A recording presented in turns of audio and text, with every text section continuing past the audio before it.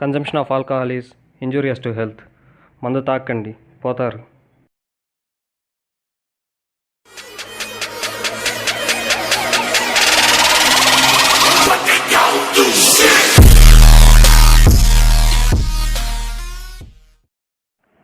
Friends, మనం జనరల్గా power bill pay చేయడానికి ఈ సేవాకి కానీ లేకపోతే దగ్గరలో ఉన్న కరెంట్ ఆఫీస్కి కానీ వెళ్ళి చాలాసేపు క్యూలో నుంచొని పే చేస్తూ ఉంటాము.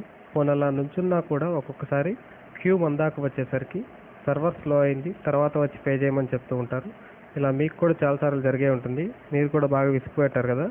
అయితే ఇప్పటి నుంచి మన మొబైల్ ద్వారా పవర్ బిల్ ఎలా పే చేయాలి, పే చేసిన అమౌంట్కి రిసిప్ట్ ఎలా పొందొచ్చో ఇవాళ ఈ వీడియోలో మనం దీని గురించే తెలుసుకోబోతున్నాం. హాయ్ వ్యూవర్స్, చూస్తూనే ఉండండి. నా పేరు సురేష్, మీరు చూస్తున్నారు సురేష్ టైమ్స్.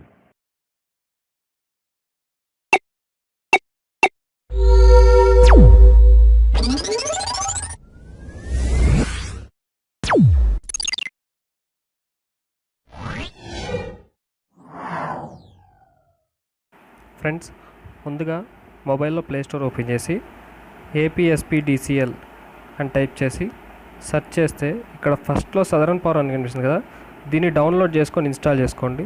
ఇన్స్టాల్ చేసుకున్న తర్వాత ఓపెన్ చేస్తే మనకి అప్లికేషన్ అనేది ఇలా ఓపెన్ అవుతుంది. సైన్ అప్ ప్రెస్ చేసి ఇక్కడ మీ నేమ్ ఇచ్చేయండి, కింద మీ మెయిల్ ఐడి ఇచ్చేసేయండి.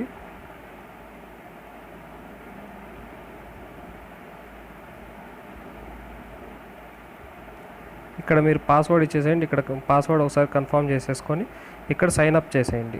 ఓకే, సైన్ అప్ చేసిన తర్వాత ఒకసారి లాగిన్ చేసి చూద్దాం ఎట్లా ఉంటుందో.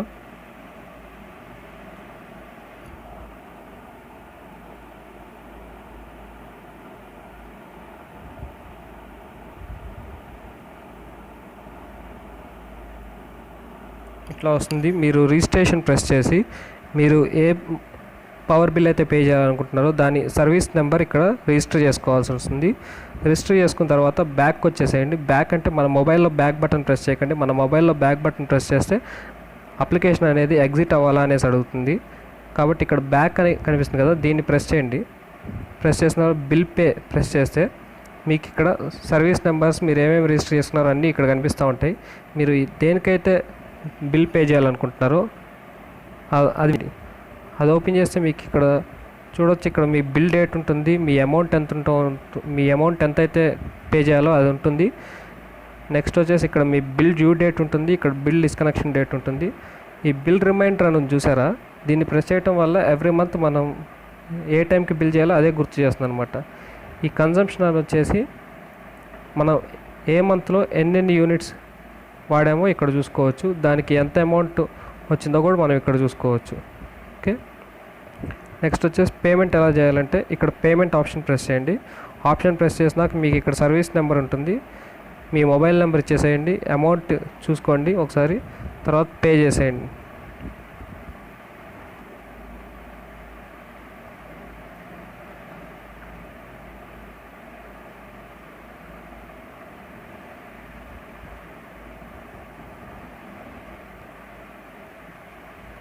పేసి ఇక్కడ టర్మ్స్ అండ్ కండిషన్స్ యాక్సెప్ట్ చేసేయండి, ఓకే చేసేయండి.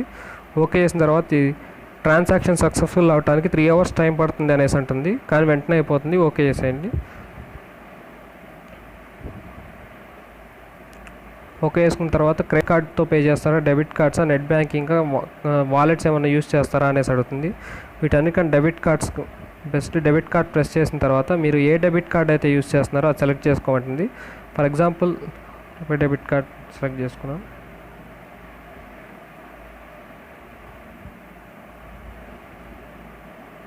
ఇక్కడ మీ కార్డ్ నెంబర్ ఇచ్చేసేయండి. ఇక్కడ మీ కార్డు పైన నేమ్ ఉంటుంది కదా, ఆ నేమ్ ఇచ్చేసేయండి.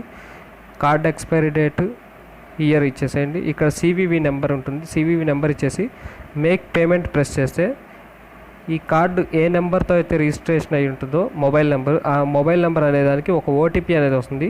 ఆ OTP నెక్స్ట్ ఇక్కడ పేజ్లో వస్తుంది. ఆ పేజ్లో OTP పెట్టేస్తే మీ పేమెంట్ అనేది వెళ్ళిపోతుంది అనమాట. మీ పేమెంట్ వచ్చేసిన తర్వాత మీకు ఇలా ఒక రిసిప్ట్ అనేది వస్తుంది, దీన్ని స్క్రీన్ షాట్ తీసుకొని పెట్టుకోండి.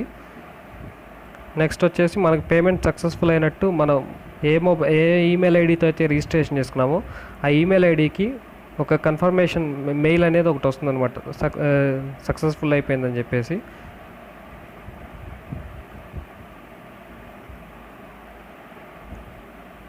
నెక్స్ట్ వచ్చేసి మీరు ఇక్కడ పేమెంట్ హిస్టరీ చూసుకోవచ్చు. మీరు ఎప్పుడెప్పుడు మీ లాస్ట్ 10 ట్రాన్సాక్షన్స్ అనేవి ఇక్కడ చూసుకోవచ్చు అనమాట.